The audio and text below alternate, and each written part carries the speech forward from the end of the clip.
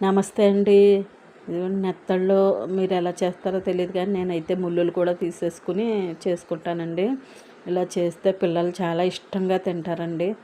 మొదట్లో అయితే చేయడానికి నేను చాలా ఇబ్బంది పడ్డానండి. ఇప్పుడైతే అలవాటైపోయింది. చాలా నీట్‌గా ముల్లులు తీసేసుకుని చాలా శుభ్రంగా చేసుకుంటున్నాను.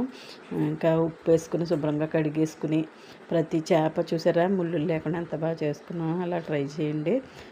ఉప్పు, అల్లం వెల్లుల్లి పేస్టు, కార్న్ ఫ్లోరు, కొద్దిగా ఉప్పు వేసుకుని కలిపేసుకుని పక్కన పెట్టేసుకోండి ఒక 10 నిమిషాలు. ఇప్పుడు చక్కగా ప్రతి చేపకి పట్టేలాగా కారం పట్టేలాగా కలుపుకుని చక్కగా ఫ్రై చేసేసుకోవడమే అండి. చికెన్ కంటే బాగా తింటారండి. చాలా టేస్ట్గా ఉంటుంది. ఇలా ఒకసారి ట్రై చేసి చూడండి. ఈ వీడియో చూస్తున్న వారందరూ లైక్ చేయండి. మీరేనండి లైక్ చేయండి మరి. ఇక పప్పుచారులోకి నంజు పెట్టేసుకుని తిని చూడండి మరి ఉంటుంది. సరేనండి, ఉంటాను.